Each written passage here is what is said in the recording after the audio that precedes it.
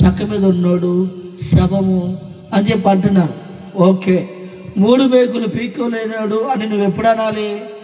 ఆయన అలాగే శిలువ మీద ఉంటే అనాలి. 1. 2, ఆయన అలాగే సమాధిలో ఉంటే నువ్వు అనాలి, ఒప్పుకుంటాను. ఆయన సమాధిలో లేడు చెప్పాలి.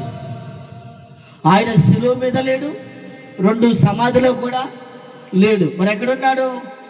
అపోస్తల కార్యం 1వ అధ్యాయం 8వ వచనం. అపోస్తల కార్యం 1:8 మనం చూస్తే అక్కడ ఒలీవల అనబడిన కొండకాడి నుంచి ఆయన ఆరోహణమై పరలోకానికి వెళ్ళిపోయాడు. ఎంతో చెప్పాడు, పైనుండి శక్తి దిగొచ్చేంత వరకు, పైనుండి అభిషేకం దిగొచ్చేంత వరకు, ఇదిగో నేను వెళ్తున్నాను, వేరే ఆదరణకర్త వస్తాడు, ఆయన వచ్చి మిమ్మల్ని బలపరిచేంత వరకు మీరు మేడ గదిలో ఉండండి అని చెప్పాడు. ఎక్కడుండండి? మేడ గదుల్లో ఉండండి అని చెప్పాడు. మేడ గదిలో ఉండమన్నప్పుడు అందరూ బయలుదేరి వెళ్ళిపోయారు. ఆయన ఆరోహణం అవుతుంటే శిష్యులు నిలబడి అంతే ఆకాశం వైపు చూస్తుంటే, ఇందాక వచ్చారు చూసారు దేవదూతలు, ఆ దేవదూతలు అంటున్నారు, మీరెందుకు ఆకాశం వైపు అంతే తేరు చూస్తున్నారు? మీ ఎదురు నుంచి కొనుకోబడిన నజరేయుడైన యేసు ఆయన ఆరోహణమై వెళ్ళిపోయాడు, మీకు చెప్పినట్లుగా చేయండి అనగానే వాళ్ళు అక్కడి నుంచి మేడగది కడికి వచ్చారు, ఉపవాసం ఉన్నారు, ప్రార్థన చేశారు. ఒక్కరోజు తక్కువ 50 రోజులు పట్టింది పరిశుద్ధాత్మ శక్తిని నింపుకోవడానికి. దేవుని స్తోత్రం, హల్లెలూయా.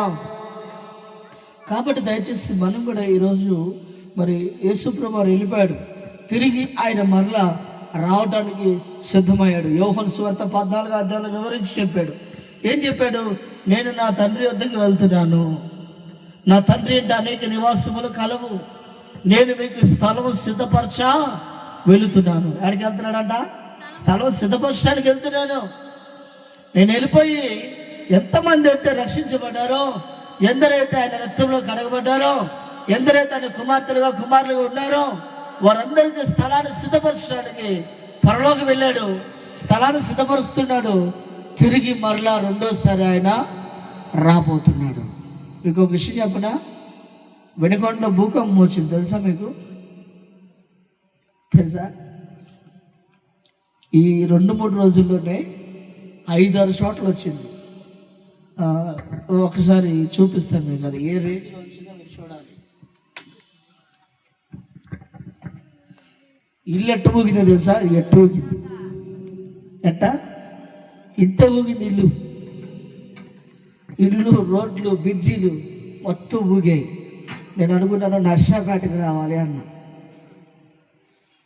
ఆ వీడియో చూడగానే నర్సాపేటకు రావాలి, ఒకసారి తగలాలి, ఆ షాక్ తగలాలి ఒకసారి. మన నర్సాపేటకి అంత షాక్ తగల, ఎప్పుడు చాలా తక్కువ తగిలింది, చిన్నవి వచ్చాయి. ఒక బొమ్మ ఊగినట్టు ఊగిందండి భూకంపం వస్తే. 3 రోజుల నుంచి చాలా ప్రాంతాల్లో వచ్చింది. గొప్ప విషయం ఏంటంటే నర్సాపేటకి రాలంతే, వెనుకొండకు వచ్చింది. అర్థమైందా?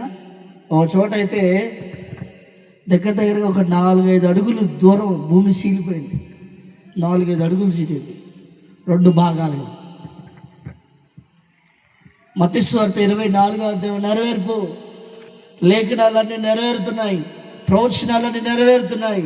దేవుడు త్వరగా రాబోతున్నాడు, ఆయన మళ్ళీ 2వసారి రాబోతున్నాడు. ఆయన వచ్చేలకే నువ్వు సిద్ధపడాలి, ఆయన వచ్చేలకే నువ్వు సిద్ధపడాలి, రెడీగా ఉండాలి. ఆయన వచ్చేలకే నువ్వు సిద్ధపడలేదు అనుకో, వచ్చిన తర్వాత సిద్ధపడే టైం ఏముండదు. ఆయన రాకముందే చెప్పాలి, ఆయన రాకముందే ఏం చేయాలి? సిద్ధపడాలి, మారు మనసు పొందాలి, బాప్తిసం పొందాలి. అంటే సిద్ధంగా దేవుడి కొరకు రెడీగా ఉండాలి. ఆయన ఎప్పుడు వచ్చినా పర్లేదు, ఏ విధంగా వచ్చినా పర్లేదు, ఏ గడిలో వచ్చినా పర్లేదు, సిద్ధంగా ఉండాలి. గుర్తుపెట్టుకోండి, నేను మళ్ళీ చెప్తున్నాను, మనము ఎంత సంపాదించి ఎంత కూడబెట్టినా ఏమండి, ఉదయాన్న తినాలి, మధ్యాహ్నానికి పారేయాలి, మధ్యాహ్నం తినాలి, సాయంత్రానికి పారేయాలి, సాయంత్రం తిన్నది పొద్దున్నే పారేయాల్సిందే. అంటే ఏది శాశ్వతము చెప్పాలి, ఏది శాశ్వతం కాదు. భూమి మీద బతుకున్నంత వాటికే ఎవరికైనా, అది నీకైనా నాకైనా ఎవరికైనా ఉన్నంత మటుకే. పోయిన తర్వాత ప్రతి మనుషుడు దేవుడికి లెక్కలో అప్పగించాలి. కాబట్టి సిద్ధపడండి, మిమ్మల్ని మీరు కాపాడుకోండి, మీ వారందరినీ రక్షించండి. మీ వాళ్ళు మీరు చెప్తే వింటారు, మేము చెబుతే తింటారా? మీరే చెప్పాలి, మీ వాళ్ళకి మీరే చెప్పి తీసుకొని రావాలి, మీరే చెప్పి సమకూర్చాలి. మేము చెప్తే ఏంటో వస్తామంటారు, ఏమంటారు? వస్తామంటారు. నా మాట తీసేయలేక మొన్న ఉన్నాడు బాబు, నా ప్రార్థనకు రాను, వస్తాను బాబు నీకు ఎందుకు వస్తా అంటాడు. ఇంకంతే. దేవుని స్తోత్రం. వస్తా అంటారు, ఆ బాధ్యత మీరే తీసుకోవాలి.